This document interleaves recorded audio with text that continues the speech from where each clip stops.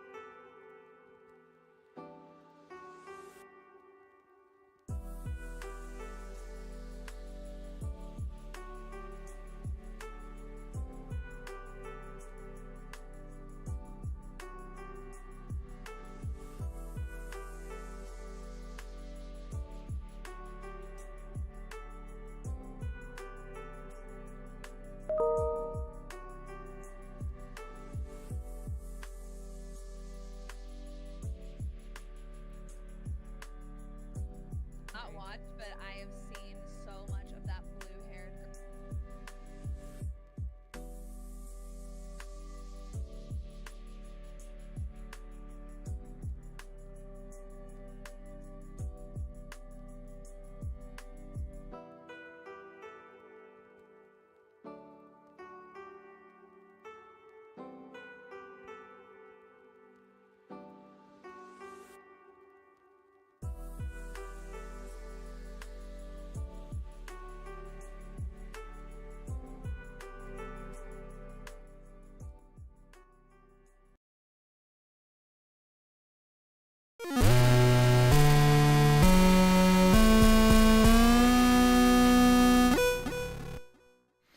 Hello, everyone! Welcome back to Up Download. This week we are going to be talking about Multiversus coming back officially today, finally, after Lord knows how long.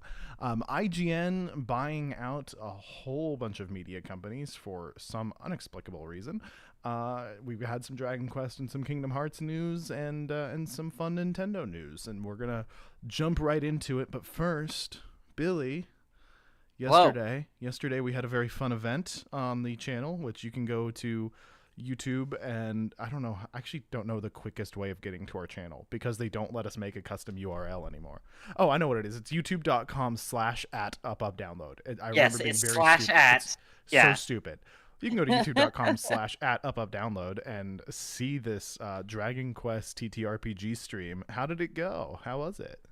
I thought it was really fun. I love running tabletop games, and it was the first time to me that I had run like a live tabletop event. And so yeah, I had a lot of fun. Of course, getting to celebrate my favorite franchise ever, in a really cool, unique way was really awesome. So yeah, I thought it was a fun time, and hopefully we get to do some more of that kind of stuff in the future. Yeah, I know I'd love to. I know Michelle wants to do some D&D, get some of that Baldur's Gate 3 for reals action going on. I'd love to do some Cyberpunk someday. I just like that system a lot. It's fun. Yeah, no, I'm glad to Yeah. hear it. Yeah, getting to do more gaming on the gaming channel will always be a welcome adventure.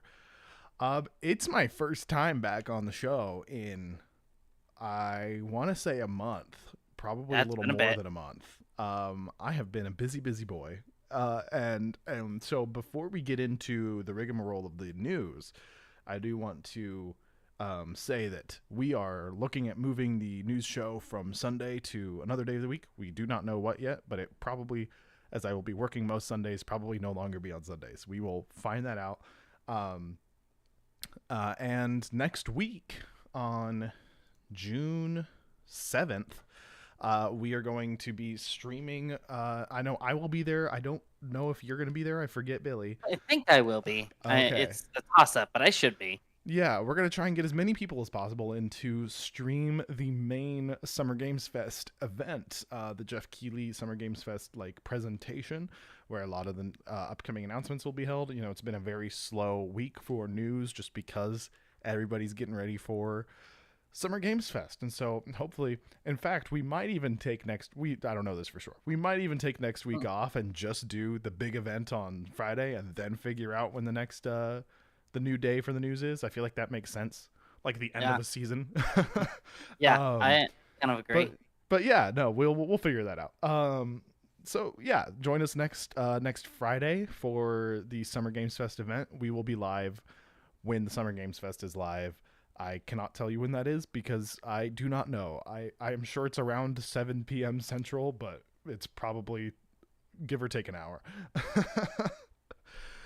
So let's hop right into the news. Today, Multiversus has come back. The Warner Brothers platform fighter that lets you pit Arya Stark against Batman.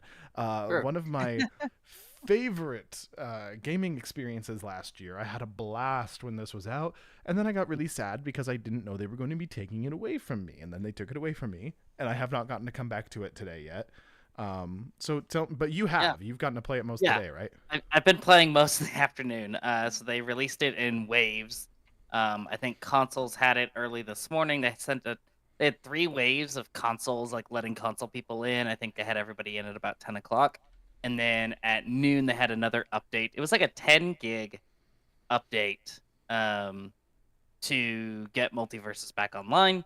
And yeah, I've been playing most of the afternoon. And it feels pretty good. I gotta say, it takes some getting used to after playing so much Smash Bros. It's hard not to compare, but it is a little bit floatier and slower than Smash Bros. But still a pretty good time.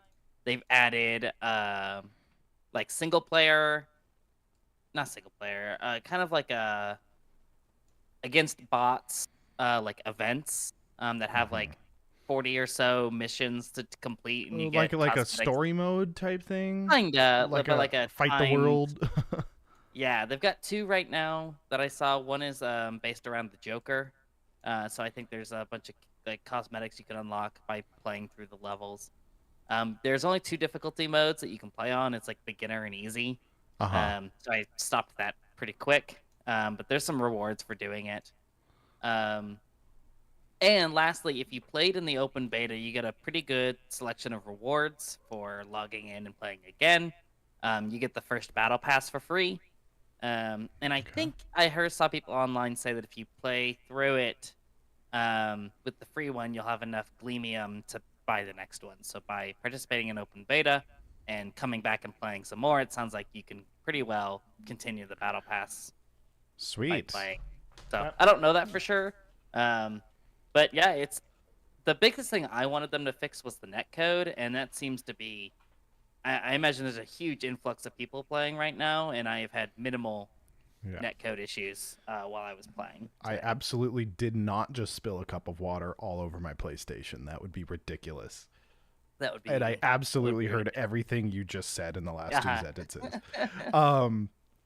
So no, I'm super excited to get back into it because I played it on my Xbox. So that makes me really happy to hear that I'm going to be able to get back into it and like just like get that battle pass. That makes me really excited.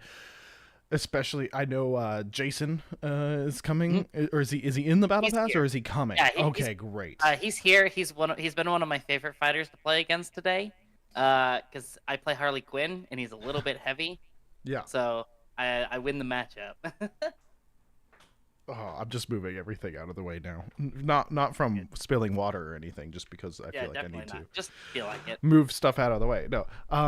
So for people that don't know, Multiversus is a very unique platform fighter in that it is designed around the 2v2 mechanic, whereas like 2v2 is not new to platform fighting, but Multiversus really puts emphasis on that.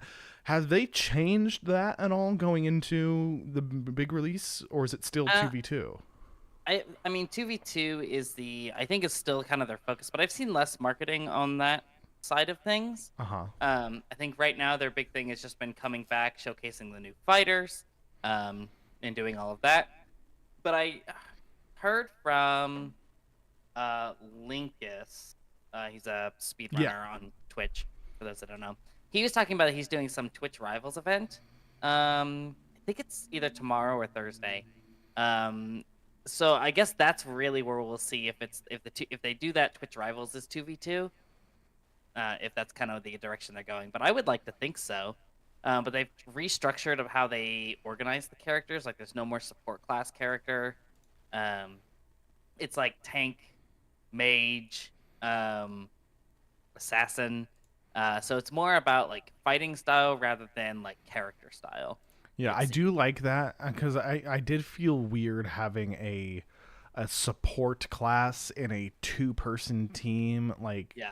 It just felt like, okay, why do you get to do all the stuff and I just have to sit here and help you? I don't know. In a like D&D setting or like an Overwatch setting where you have a team of 4 or 5, I can get that more and it feels like you're doing more.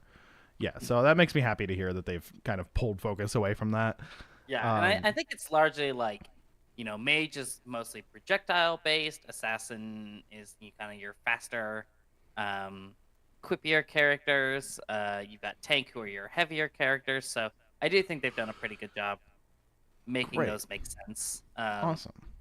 But most of the time you're just gonna pick the character you like anyway, regardless of class. I don't think Yeah. it really matters that much. I remember like doing a lot of Iron Giant, and so I'm hoping that he's still pretty good because I really enjoyed playing Iron Giant. Iron Giant was fun. And so I liked imagine I will fighting- like Jason. Yeah, probably. He's got some cool abilities and stuff. I just hope it sticks around. Less so from like Smash Bros needs competition thing. It's a different game. Yeah, it's than cute. Smash. And it's like very interesting. It's Warner the Brothers- Fortnite Smash Brothers. Yes, and Warner Brothers, love them or hate them. I mean, this is where they are. They have access to a lot of characters to really flesh this game out. So I hope it shows that already that they're willing to take their time and make sure it's just a good game. I just hope that continues and that the higher ups, realize that it's going to take time to build the community around this game. Right. And not shut it down within a year again. Right. Yeah.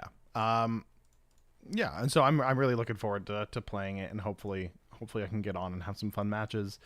And yeah, we'll see. It depends on the maintenance level of the servers. If you're going too crazy with server costs, then it's not going to last very long. But of course, a game like this cannot rely on a like host-based system. It has to have a dedicated server, and so yeah, it's a win-lose situation. Yeah, so looking forward to playing that. Yeah. Something I'm not super looking forward to is the unification of more gaming news websites. We've been hearing a lot about Embracer Group, and IGN seems to be taking a page from their book, acquiring Gamer Network websites. Gamer Network is a parent company I had never heard of before this publication came out, or this announcement, I guess you'd say. But yeah, IGN has acquired the Gamer Network. As part of the deal, IGN Entertainment will acquire notable websites such as Eurogamer, GamesIndustry.biz. GamesIndustry.biz is a huge one for me when I'm doing shows like this, like to find info from. Rock, Paper, Shotgun, and more for an undisclosed sum. This is from the esportsinsider.com. I think we are two sides of the same coin on this issue. We we are not a fan of this. And IGN, like, IGN hasn't had any. No, I think there has been some drama with staffing in the last few months from IGN. I don't remember precisely what. I know there's been some video editor issues. I don't know if there's been any major layoffs or anything, but I do know that immediately following this, there were postings of people losing their jobs from redundancies within the company, and a lot of people from IGN tweeting that they were like nervous or like weren't happy about it. IGN has been a company that has made me kind of, I guess, I think I'm just going to be safe and say uncomfortable for a long time now, and this only adds to it. So yeah, what were your gut feelings when you heard this? I don't like it at all. There's already a lot of issues in games journalism as a whole. I mean, I hate to even mention them, but like your options are like IGN, Kotaku, stuff like Nintendo Life, Rock, Paper, Shotgun. I mean, if you look at the list of the people that IGN just bought, it's all their competition with the exception of Kotaku. And that's incredibly frustrating. I haven't really agreed with most of IGN's, like when they post opinion pieces or reviews as from that side of things. I have not agreed with an IGN review in years. I don't know if they just, like to play it safe or whatever, but it doesn't seem like they're getting enough time with games to review them. And most of their other articles are the same kind of stuff, which is fine, of like, just here's your information, and there's nothing wrong with that, but that's like the only thing I have really seen from IGN. And so now you're looking and you're like, oh, okay, they got Game Industry Biz, Eurogamer, Rock, Paper, Shotgun, Dicebreaker. The company also holds, I'm looking at the Game Industry Biz article, they also hold shares in, Gamer Network held shares in Outside Xbox, Digital Foundry, and Hookshot, which Hookshot operates Nintendo Life, Push Square, Pure Xbox Time Extension. So you're looking at that, and that is so much of the gaming news industry right there, in one fell buyout. Mm-hmm. Yeah, and their social presence has always been a little like cringe to me. Like the people like whoever they have like handling celebrity interviews and stuff just always feels embarrassing is what I want to say. Like this is the person you're gonna have to represent gaming essentially, because not many gaming publications get to interview celebrities, and you're gonna throw some like cringe lord in there to do it, and just like the reviews side of things from IGN, like the reviews always feel like they are rushed, and like the people playing the games don't really care about like the style of games that they're playing all the time. Not all of them. Some of them are great. I think this is an issue on the company, not the people. Absolutely. I think that they are not given enough time to push these things through, or they are like assigned to things that they just don't care about. And I'm confident, because this is IGN's parent company, that a lot of these companies will continue to operate similarly to how they already are.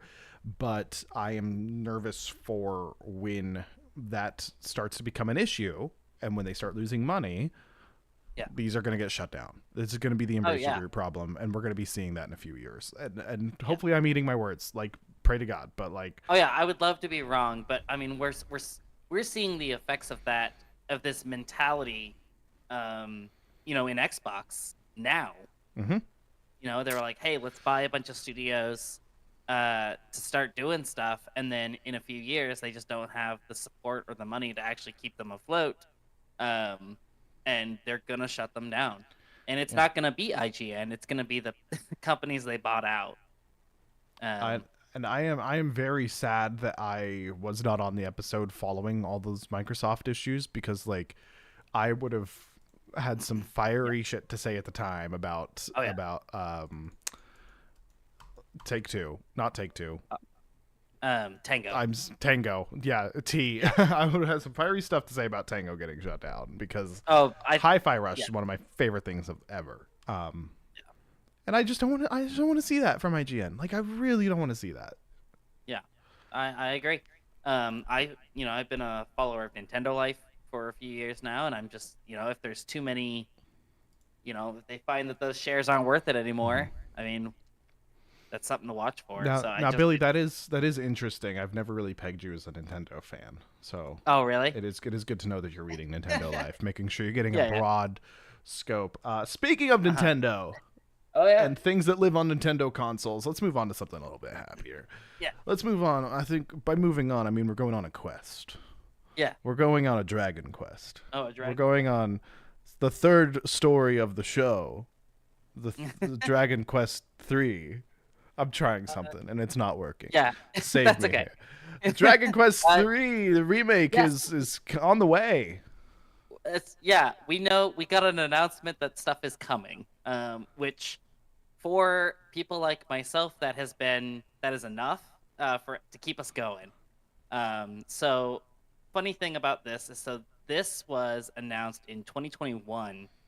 This is shortly after I had converted Games Parlay to being a duo show with Matt and I. And there was a Sonic presentation, and then there was this Dragon Quest presentation, back to back.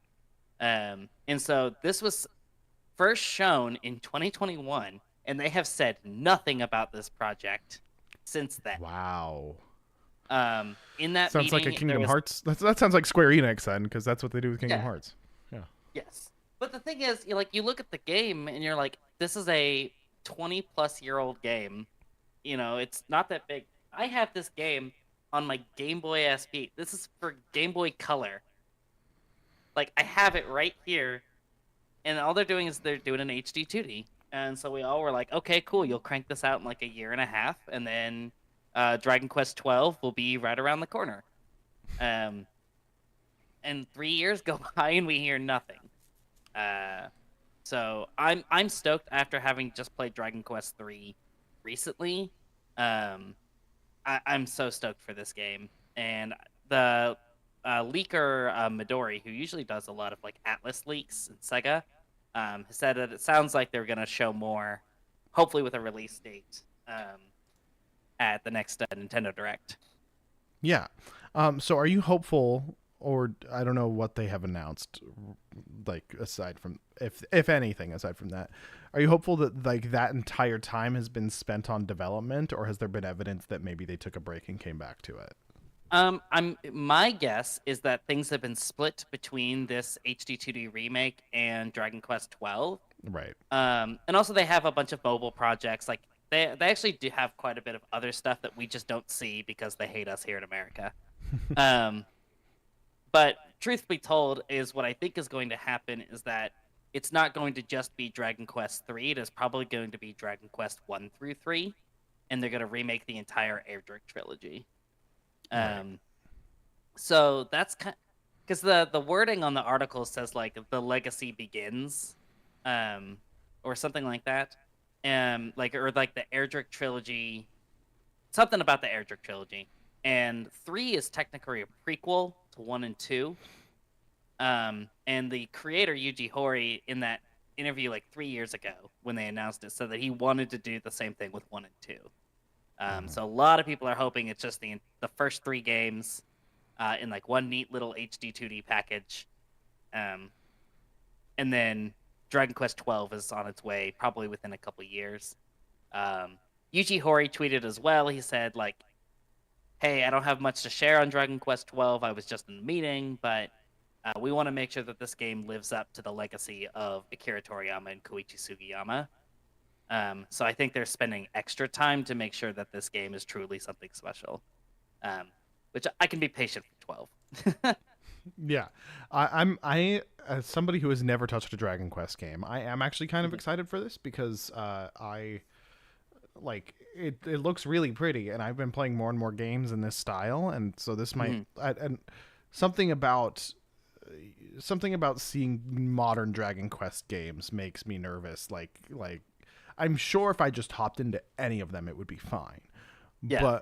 But I do want to start earlier. That's kind of always been my like when I finally got into Legend of Zelda in late high school, I did start with the first Zelda game, and then I like played a little bit of 2 and a little bit of 3 and did Ocarina of Time. Yeah.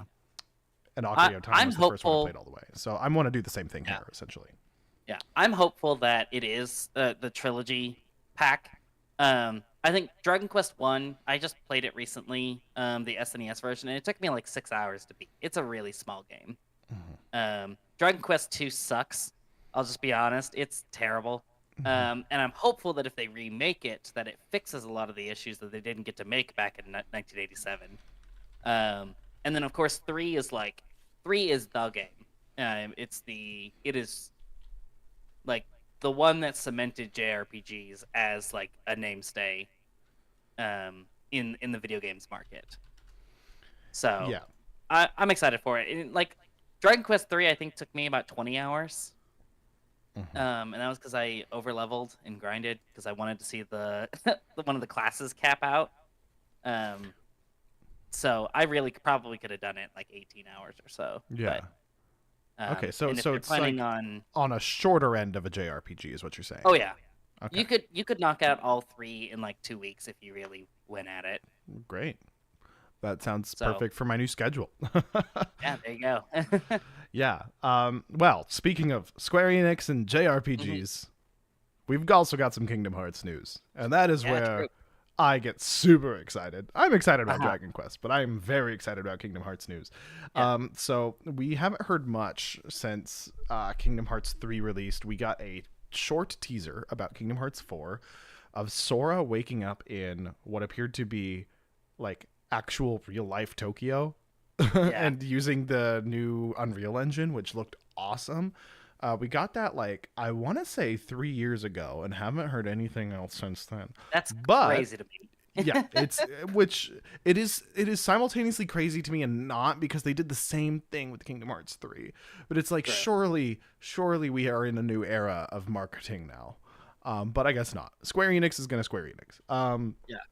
And so we got a little bit of news with Kingdom Hearts 1.5 and 2.5 and Chain of Memories and I guess everything. Let's just say everything. 358/2 and Birth by Sleep and everything is coming to Steam.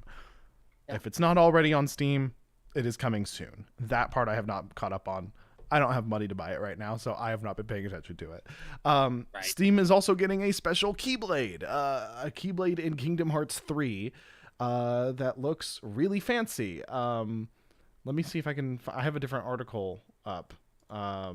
I don't know. It looks like Steam. It's like a purple and blue little nighttime looking Keyblade. It's really cool. Yeah. But while I was trying to find the article to show on the screen here, I found something that I was not familiar with yet. So I'm going to read through this. Kingdom Hearts 4 news may be coming soon, according to Steam. So let's see. This is Dexerto.com, so it can be hit or miss. I know they like to do hype-based titles sometimes. Let's find out. The Steam website may be hinting at an announcement in the near future, as it states below. Stay tuned for more Kingdom Hearts information coming soon. It is a very short but direct message, though how Kingdom Hearts fans interpret soon may differ from the average gamer due to the long wait time between releases. Ouch. Yeah. Looks like it's coming out on June 13th, the new versions. and they did announce. Let's hear. This is on the 26th, so this came after the full Steam trailer, and so news coming soon could indicate that there is more things on the way. And time will tell. We do have Summer Games Fest next week, and that would be a great place to do it. I don't know how much Square Enix likes to work with Jeff Keighley, but it would be a great place to see it. I think Square and Jeff Keighley have a pretty good relationship. I feel like we've seen quite a few Square. He does work on what is it? There's like the Tokyo Games Fest or something like that. Yes. He does something in Japan, so hopefully. I got excited enough that I popped into our little fantasy critic over here, and I did go ahead and bid on Kingdom Hearts 4 in the fantasy critic. I noticed that. I think you are shooting for the moon there. I am, but I only spent $1 on it. I still have. How much money do I have? Let me see. Let me make a bid. I'll just make a bid on something random. I have $92 left on my fantasy critic. So I'm just going to pick it up. And if it doesn't get announced next week, I'll just wait until I go to pick up another game and I'm just going to drop it. But I'm like, if it comes out, we're going to be good. We're going to be golden. I imagine, though, that if we get an announcement at Summer Game Fest, I'm envisioning it's another trailer to remind us that it's coming out on Steam the following week. Yes. And maybe another teaser, but I doubt it'll be anything more than that. Yes. Only because I know Tetsuya Nomura is a freak of nature and works on all these titles. But Final Fantasy VII Rebirth just came out in February. And it seems like it's kind of been like a year or two with Final Fantasy VII Remake. Because didn't Kingdom Hearts 3 come out after Part 1 of Remake? I think it came out before, because I think it came out in what the 2016, 2017. Let me find out. Kingdom Hearts 3 release. It was 2019. Man, the pandemic really fucked me up. Right. Kingdom Hearts 3 came out in 2019. And then Final Fantasy VII Remake was 2020. Okay. April 2020. So it was a year. Kingdom Hearts 3 and then so Kingdom Hearts 4 could be, depending on how much Nomura got done prior to continuing Final Fantasy VII. And I don't even know how much they're involved in that process, but... Yeah, I don't know either. So something that makes me hopeful is with Final Fantasy VII, there are changes to the story, but, a lot of it is... and it is a full game. Like it's a complete from scratch, but there's a lot of pre-production stuff they didn't have to do with Final Fantasy VII. And I'm hoping that they spent that time doing that for Kingdom Hearts 4. And who knows how many teams Square Enix has at this point. I am very excited to see. I don't know.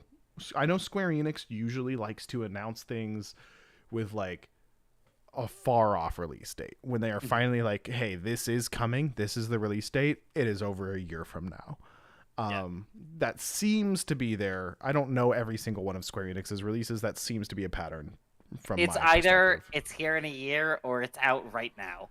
Yeah, and they're not going to do that with Kingdom Hearts 4. As much as I'd love to, that they would pull a Lemonade Beyonce and break the internet. It would be incredible.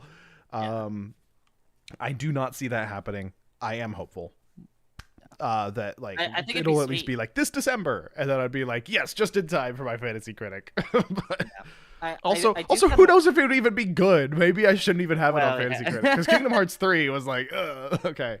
Yeah, I need to get back into those. I have the collection on Epic Games, and I played Kingdom Hearts 1, and then it was Chain of Memory. Is that the card game one? Yes. And then I took a break, and then I just need to get back into it. But I think it's really interesting is, here we have this thing from Square Enix. It's like, hey, we are going to focus on less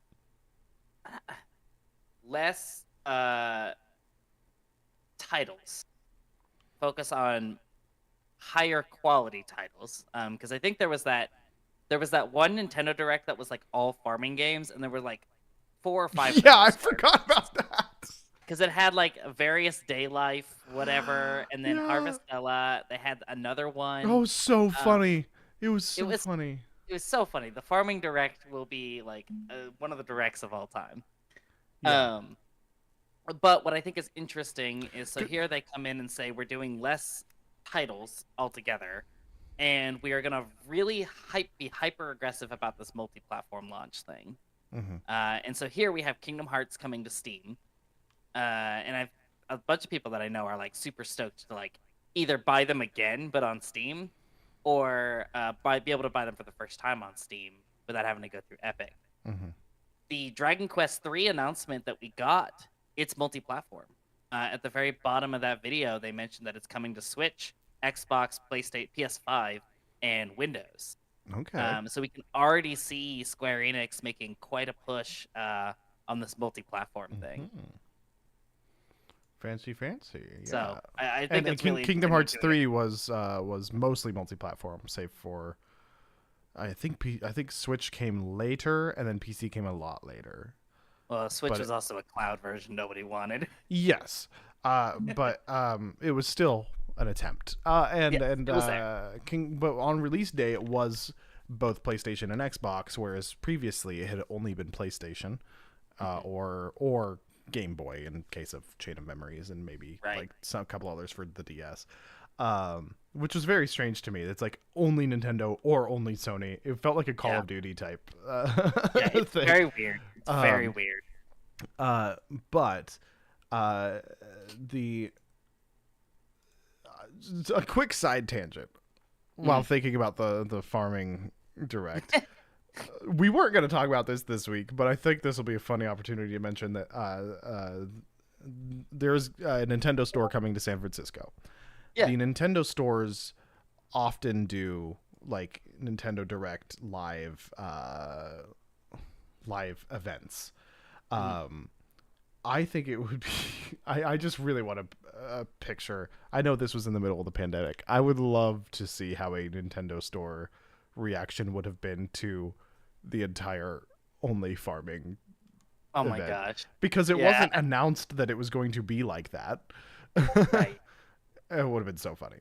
I just that whole thing kills me. I don't know who like somebody at Nintendo got all these games to come in. They're like, why is it all farming sims? Yeah. So Yeah. I don't know. Well, that's Kingdom Hearts. Yeah, very excited. We'll find out what happens hopefully next week. And then yeah, we're gonna have some. It's gonna be really disappointing if there is like and now for something from Square Enix, and it's just that Steam trailer that everybody's already seen. yes. Also, by the way, I hated that trailer. A lot of Kingdom Hearts fans were like eating it up, like we haven't had anything in so long. I didn't like it. I don't know if you saw this trailer. Did you? It was because they were fighting like the monster looked like the boss from Kingdom Hearts 1, like the tutorial boss. Oh, so guy. no, that's the Kingdom Hearts 4 like teaser that came a few years ago. They made a trailer specifically for the Steam release. Really? And it was what it was it was a preview of every single game in the entire franchise that's coming through. And it was something I did love. I think they just go by Hikaru now, not Utada Hikaru. So Hikaru, no. Yeah, Hikaru, they released a new version of their song that they had sung for Kingdom Hearts 1, Simple and Clean, and it's this new recording, this new production of it. It's not just it's not like the Taylor Swift type of like, oh, we just re-recorded it for a rights thing. It is a full new like version. I would call it almost like a reprise of Simple and Clean that I really enjoyed. And so this entire trailer is set to that.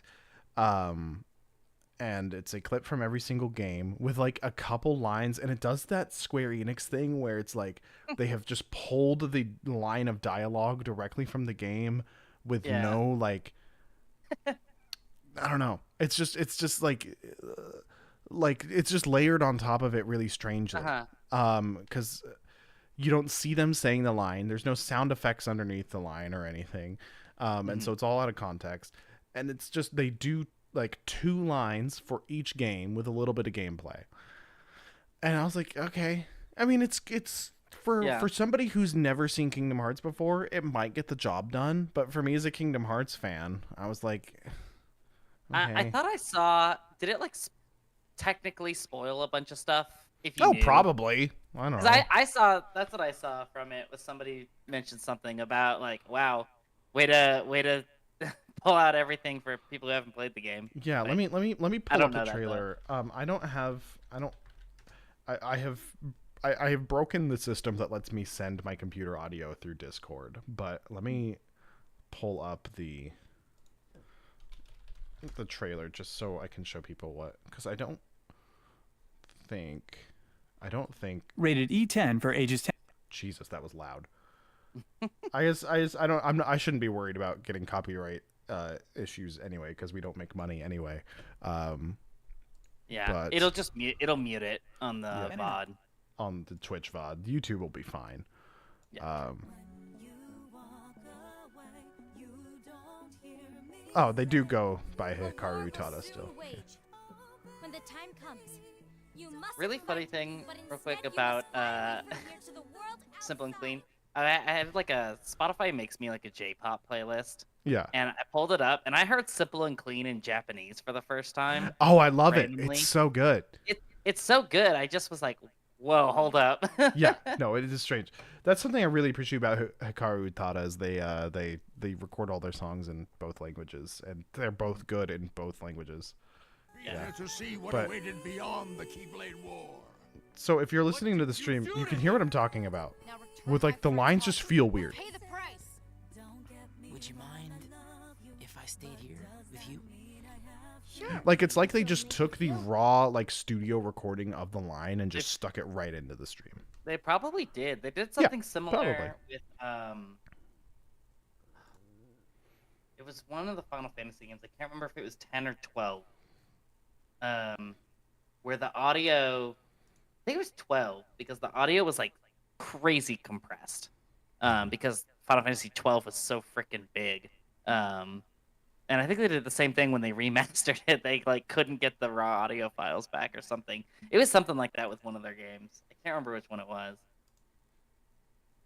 Yeah. But I yeah, don't know. But I mean- you know, it's cool. It's gonna be fun. I'm excited to wield that Keyblade someday.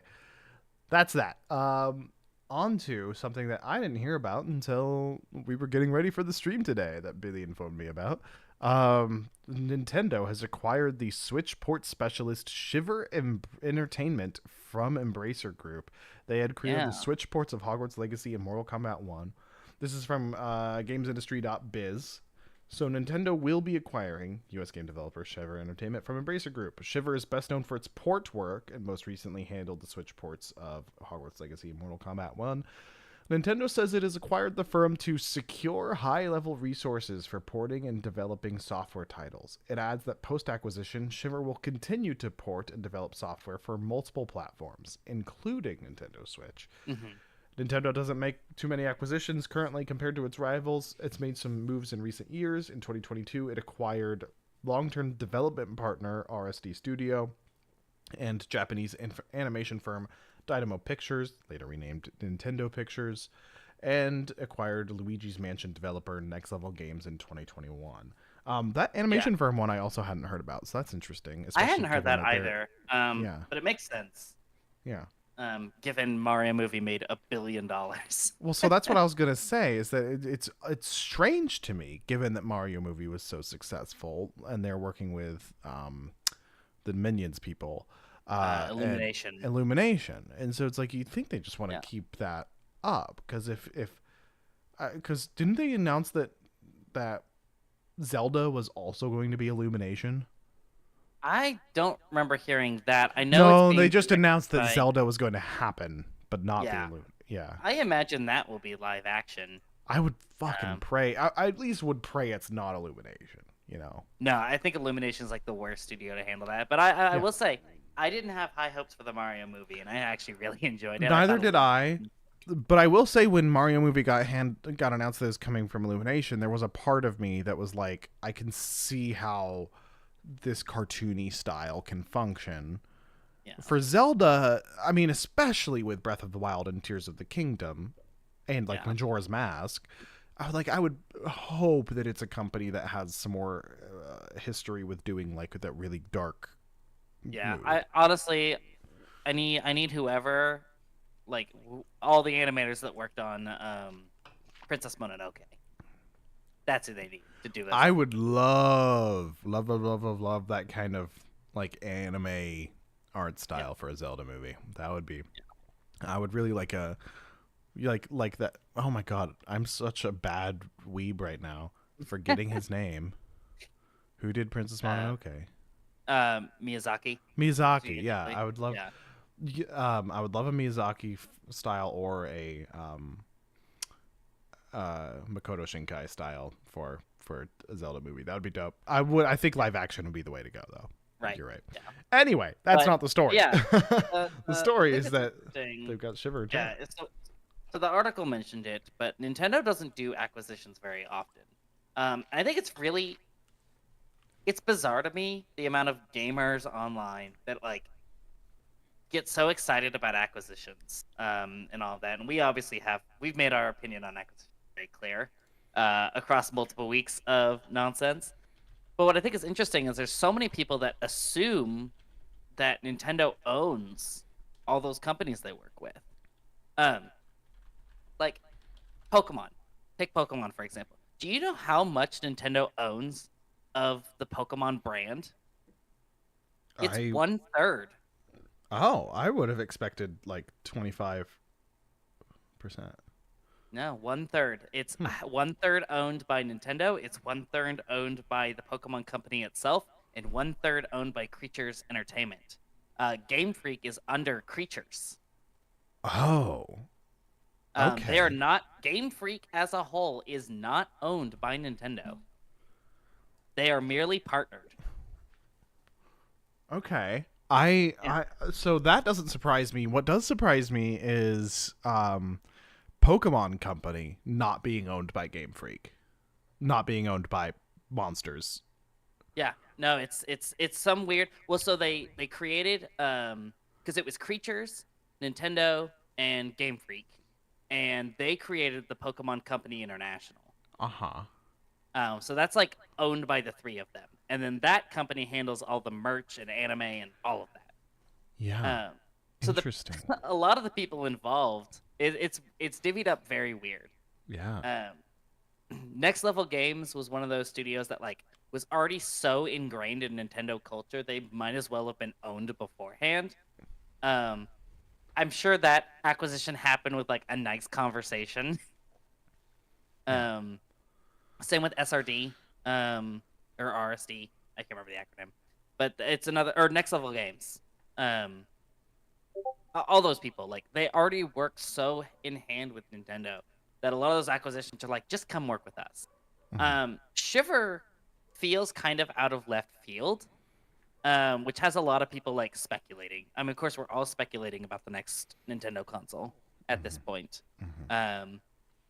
But part of the discussion at hand is why Shiver and why now?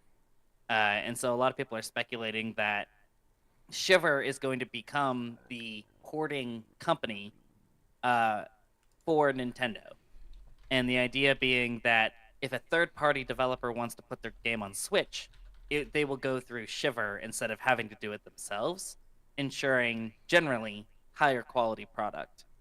I think we all can agree that the Mortal Kombat 1 port wasn't very good. But the fact that they got that game to run at all on the Switch is a technical marvel. I didn't play Hogwarts Legacy, but I mean, it's a pretty looking game. It's pretty intense from what it looked like. For better or worse, they got the game running on Switch. And with the... there's been a lot of hardware leaks, or whatever you want to call them, about what's going to be in the Switch 2 console. It's going to be a pretty beefy system from what it looks like. And so I think Nintendo's trying to get ahead of the game and get somebody dedicated to making sure that these third-party games can function on their new hardware. Because that's kind of their big, kind of their big thing is there's a lot of third-party games that just are not playable on Switch. I mean, it's how we ended up with cloud ports of Resident Evil Village and Kingdom Hearts. So it's pretty exciting, actually. This is one of those acquisitions that I don't hate. It doesn't make me want to vomit. Yeah, I am excited to see, because it's going to do wonders for making game preservation a thing. Games that are inaccessible through legal methods, bringing those into modern day and bringing other companies' games into, bringing other platforms' games into the Switch area. Yeah. And they joined the ranks of companies like Virtuos and Iron Galaxy. Virtuos had done the Dark Souls remaster. Iron Galaxy had worked on the Spyro Ignited trilogy. These are popular companies that have worked on remasters and ports before. And so I'm very excited to see Shiver get that kind of get the grade A money from Nintendo. Come through to do some really dope shit. Well, and it's one of those things too. It's like this is kind of a different situation than like the Xbox acquisitions of like Nintendo. I've been watching a lot of Arlo, who's been going through a lot of like statistics about just how much money Nintendo has made in the last 7 years, and this unprecedented amount of money through the success of the Switch. Nintendo doesn't really spend that money. If you think about what happened in the Wii U era, I mean, they were on the verge of collapse. And so to see them actually using their money to like get companies to help them make the Switch even better with whatever this next console is kind of exciting. It's not just, they're not just buying companies to buy companies. They're making very smart, strategic decisions on who to acquire and who to work with to make their games accessible. And just as quality, equal quality to the competition. Because I think that's what's killing them right now in modern day is, are you really going to pick up the Switch port when a PS5 or PC port is available, or it's a release there? I always want it on my Switch. But if the game's not going to run worth the dang, no one's going to want it on Switch. Like I'm sure like 10 people probably bought Mortal Kombat 1 on Switch. Yeah. But And very, very heartbreaking about the Kingdom Hearts situation and the Mortal Kombat situation. Just so many things that it's like, just have some pride in it, man. Give it a test. I am currently working on 3 games, technically 3, actively 1. And from my experience on these, like, things are just getting constantly tested, and so I know that like these can't be like outliers. It's got to be that like they know that these things were broken going into it, and it's like, come on, please, just like don't have some pride. Don't release a broken product. Even like, I know that it's the money makers that are doing the thing. I know it's the higher ups that are like, oh, it doesn't matter, gotta happen. And it's like, but please, please just listen to your developers, man. Please. Yes. Oh my gosh. Yes.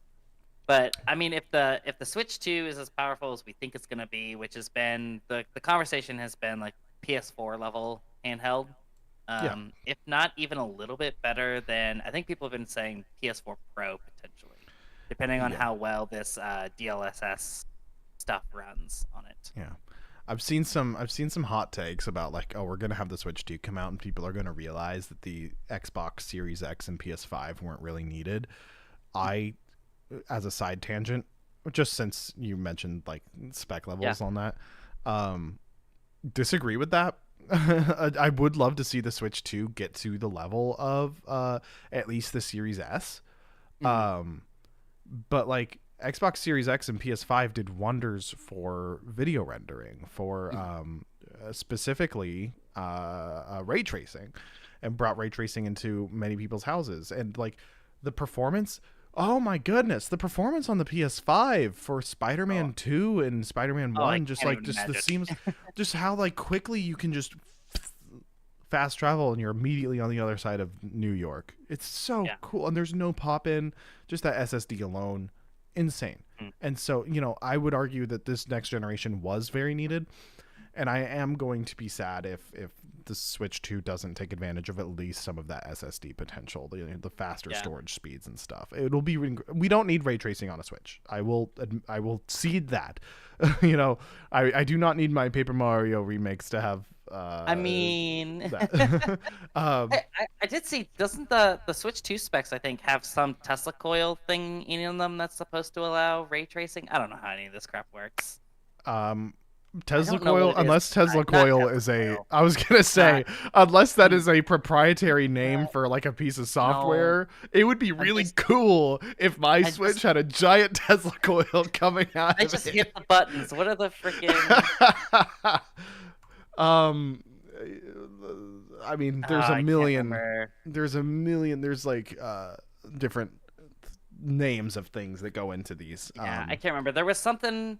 GVG had like a 40-minute breakdown on like the specs and stuff, and I was like, it's just all over my head. But supposedly there might be potential for the Switch, the next console, to have the ability to run ray tracing. Okay. And they're thinking it's explicitly for third-party support. Apparently, the amount of RAM in the Switch, like the Switch 1, it's like 4 gig of RAM, and 1 gigabyte runs the operating system. Which is why it's so slow. But anyway, apparently that only happened because Capcom complained to them and said, if you want Monster Hunter, you're gonna need at least this much RAM. So that's the only reason why it has 4 gigs. Yeah. So it's going to have less. That's wild. Apparently. So as a little bit of a tech background, with ray tracing, I don't know exactly how ray tracing functions, but from my tech mind, the way I have understood it as a lighting designer, so the way our eyes perceive light is that like a light source will go, it'll bounce off of a material and it will bounce off our eye essentially, and that material that it bounces off of is also bouncing that light to other materials. And so every material you see is having light bounced off it like 100 times from not just directly, but from other materials. And that is what creates ray tracing, is doing all those hundreds of calculations very quickly. And so it requires a video card is essentially a lot of CPUs happening very quickly, working on different tasks. It's just doing very good at delegation. Whereas a CPU works on one project, a video card is doing a lot and is delegating them very well. And that is ray tracing. And so that is going to be a very tall order from Nintendo to give us something that has that much power, just based off of how they tend to be pretty behind the times. I would love to see it happen, and I'm excited that it likely will. That'll be great. Yeah, be sweet. Yeah. Anyway, do you have anything else you want to say on the matter? Or I don't think so. I'm excited for Summer Games Fest. I will say, I can't remember if it was last year or the year before, but I will say that in recent events, I have been glad to see actual gameplay trailers, and I hope that continues. Oh, I'm sure it will. I'm sure it will. I'm so sick of CG trailers and splash screens of games I'm not going to see for another 6 years. Yep. Yeah. And I think the industry is kind of clued into that. Oh, hey, here's a link to sign up to become an official co-streamer of Summer Games Fest. I'm going to go ahead and do that for us. In between this show and our next little thing, we've got to wrap this thing up because we are heading on to record the next episode of Otaku. And episode 1 is currently available on most, if not all, of your favorite podcast streaming platforms. And if it's not, you should let me know so I can fix that. Otaku is our new anime book club podcast. This week we're going to be talking about Violet Evergarden, and we're getting ready to go record that right now. And so we're going to wrap this up. So everybody, thank you so much for watching this week. Again, I am Sterling, aka, actually, again, I don't think I ever properly introduced us in the beginning. I'm Sterling, aka I Citation, joined by Billy, aka Billy the Game Goat. I cut a corner here with your name. I thought it was really funny just going Billy the Game Goat. No, I love it quite a bit, actually. It's like, did you see the person who like drew Jesus as a Hades character? Yes. And so it was like Jesus Christ. Yeah. So funny. So I've been Sterling, joined by Billy. This has been the weekly news recap on Up Download, and we will see you next Friday for the Summer Games Fest, and soon on